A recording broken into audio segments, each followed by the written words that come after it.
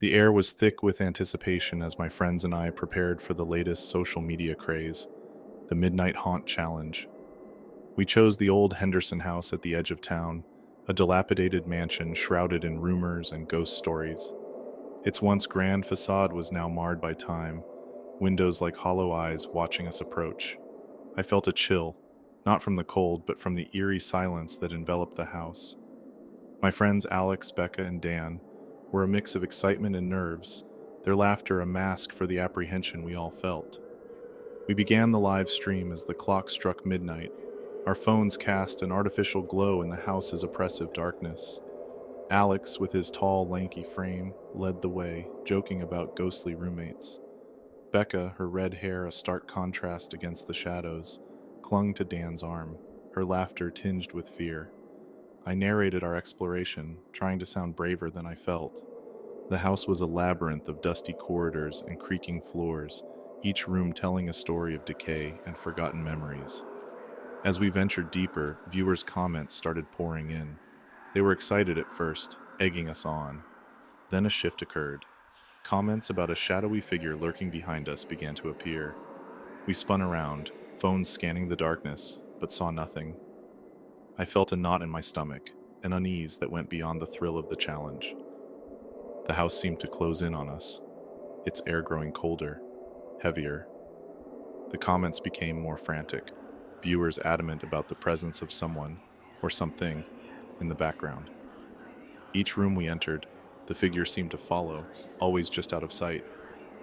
Alex tried to laugh it off, Becca's grip tightened, and Dan's jokes fell flat. The thrill of the challenge was giving way to a creeping dread. We were no longer alone in this house, the line between our game and something far more sinister blurring. Our laughter had died down, replaced by a tense silence. The comments were now a constant stream of warnings and fearful observations. Viewers claimed the figure was getting closer, its form more defined in the grainy video feed. I tried to rationalize it as a trick of light or a flaw in the video, but my words sounded hollow even to me. The house felt alive, each creak and groan a whisper from the past. In the decrepit living room, the air suddenly turned icy. Our breaths materialized in the cold, and a faint, unexplainable aroma of old perfume lingered. Becca, usually the brave one, clutched her phone so tightly her knuckles turned white. Alex, his humor gone, kept glancing over his shoulder. Dan, the skeptic, had gone quiet, his eyes wide with a fear he couldn't hide. The feeling of being watched was overwhelming, the gaze of unseen eyes prickling on our skin. We decided to end the live stream, but as we tried, our phones glitched, the screens flickering with static. Panic set in. We were trapped in this broadcast, our experience no longer our own. The comments from viewers turned to pleas, urging us to leave, warning us of the danger we couldn't see, but they could. It felt like the house was manipulating our technology, keeping us tethered to this nightmare. In a desperate bid for control, we agreed to split up, thinking it might disrupt whatever was happening. This decision, made in fear, would be our gravest mistake. As we separated, the oppressive silence of the house seemed to deepen. I walked down a narrow hallway, the wallpaper peeling like dead skin, every step feeling like a descent further into a world that was no longer my own. Alone, the fear was suffocating. The comments on my live stream became my only connection to reality, but they were no comfort. Viewers screamed in text, claiming the figure was right behind me. I spun around, my phone's camera scanning the emptiness, but saw nothing. My heart raced, each beat a thunderous echo in the quiet hall. The house felt like a living entity, its walls pulsating with a malevolent energy. I found Dan in the library, a room filled with moldy books and broken furniture. He was pale, his eyes wide with shock. He stammered about seeing the figure, not on his phone, but with his own eyes. He described it as a shadowy silhouette, its form human but distorted, like a smudge in reality. Becca and Alex joined us, their faces etched with fear. They too had seen it, a glimpse of something unimaginable. We regrouped, deciding to end this nightmare together. The viewers' comments had turned to a collective outcry, a chorus of unseen spectators to our terror. We made our way to the front door, but it wouldn't budge, as if the house itself was refusing to let us go. The temperature dropped, our breaths turning to mist, and then, In a moment of heart-stopping clarity, we saw it, the figure, clear as day, standing at the end of the hallway. It was a ghostly apparition, its edges blurred, faceless, yet filled with an indescribable sadness and rage. It moved towards us, not walking but gliding, a specter of the house's tragic past. In that instant, the truth became clear. We had intruded into its domain, and it wanted us to know its pain, its story. The live stream captured our screams as the figure enveloped us in darkness. Then, as suddenly as it had appeared, it vanished, and the front door swung open, releasing us into the night. We ended the stream, the comments still pouring in, a mixture of relief and horror. Our challenge had turned into a confrontation with something beyond understanding.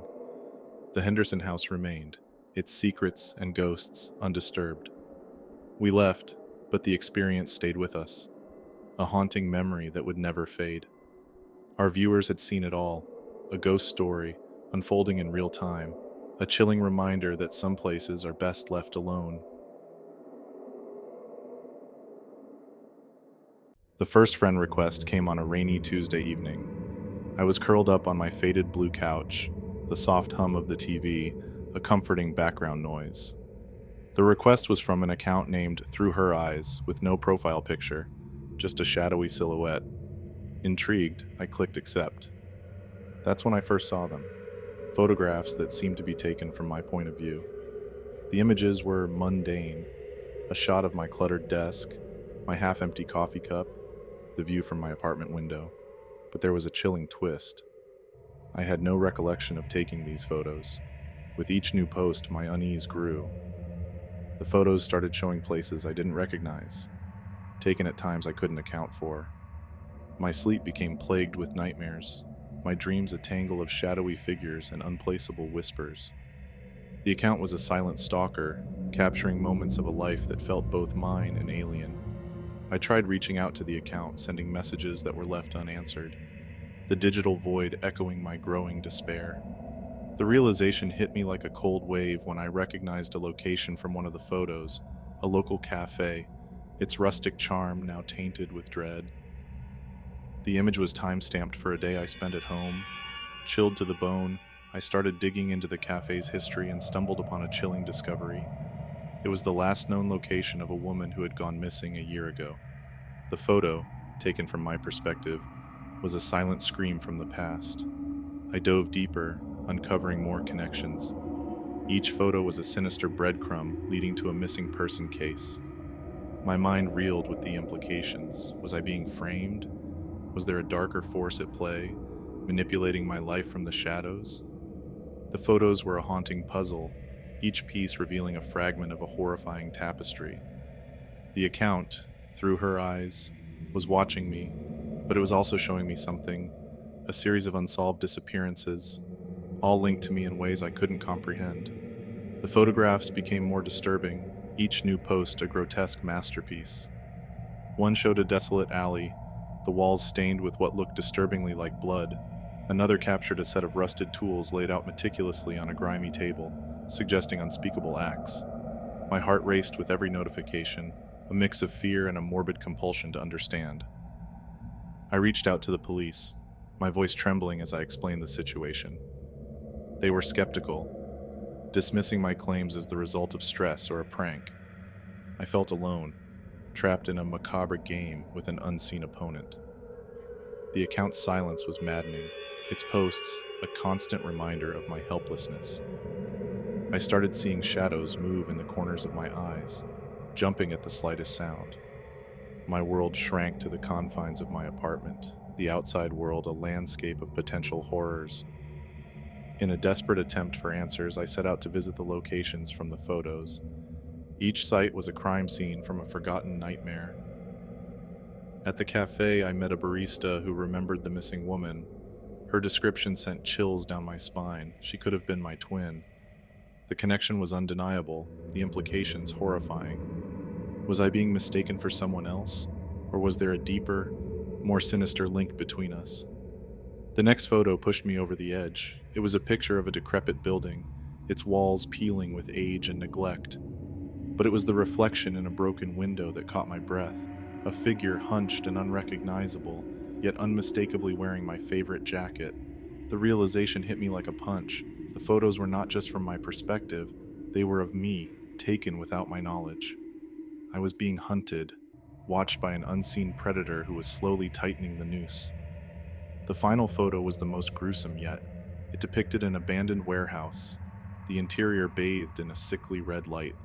In the center lay a figure, bound and motionless, surrounded by an array of sharp, gleaming instruments.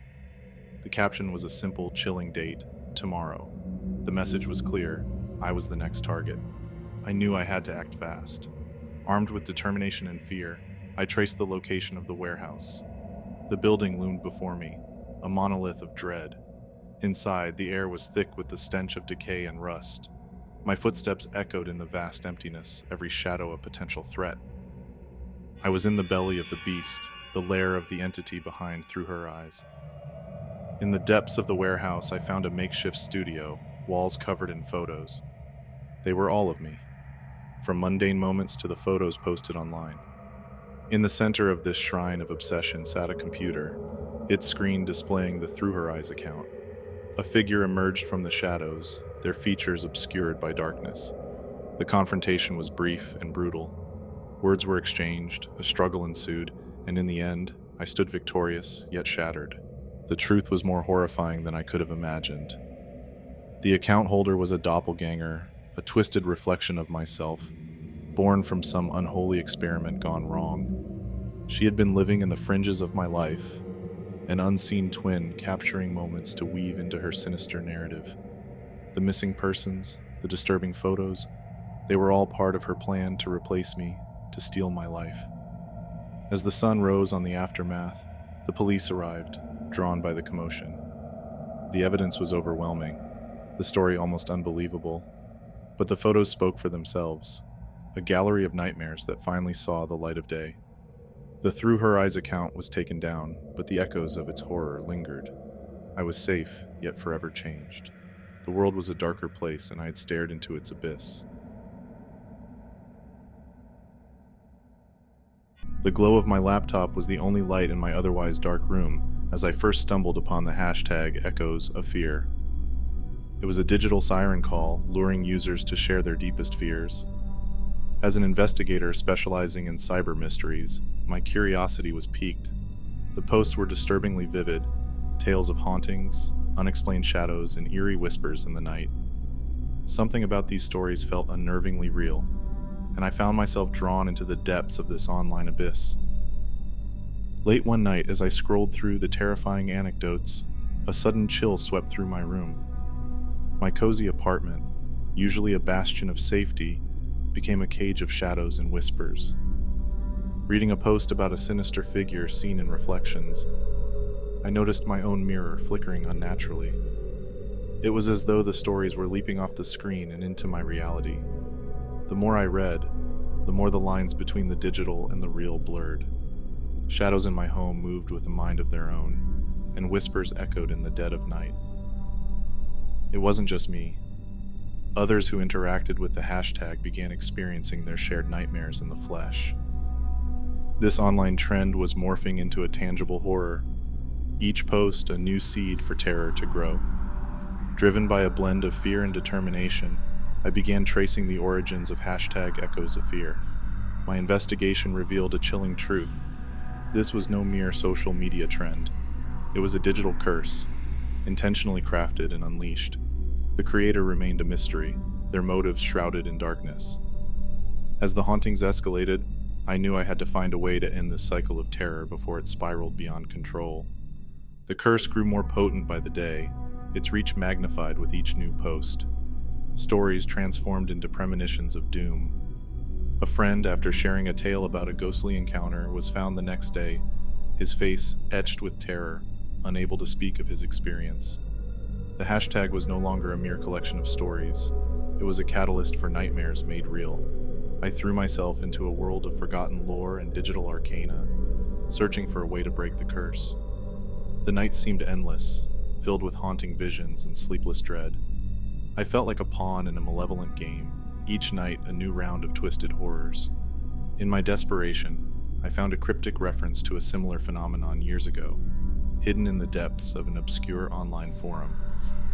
A user mentioned an ancient ritual, a forgotten chant that could sever the cursed connection between our world and the haunting digital realm. It was a faint glimmer of hope in the engulfing darkness. Performing the ritual was like stepping into a nightmare. As I recited the arcane words, the air around me crackled with a sinister energy. I could sense the presence of the curse, a formless, malevolent force that defied understanding. It raged against the incantation, but the words held power, weakening its grip on our world. The world fell silent as the ritual concluded. A sense of fragile peace settled around me, but it was a temporary respite. The entity behind the hashtag was weakened, but not vanquished. I needed to find its source, the root of its malevolent power, before it could recover. My quest led me to a shadowy corner of the internet, where digital and occult forces intertwined in forbidden ways. There I discovered the unsettling truth. The hashtag was born from a cyber coven's experiment in blending technology with dark magic. They had unwittingly unleashed a force that spiraled far beyond their control. I confronted the creators, a group of young and misguided individuals who trembled at the realization of what they had done. Together we crafted a final ritual, one that would banish the curse back to the digital void from whence it came. As we chanted, the air grew thick with a palpable tension, the curse fighting to maintain its hold. With the final word of the incantation, a thunderous roar shook the very foundations of my being. Then, as quickly as it had begun, the chaos ceased. The curse was broken, its echoes fading into a haunting memory. The digital world and reality were once again separate, but the scars of Echoes of Fear remained, a chilling reminder of the power of shared terror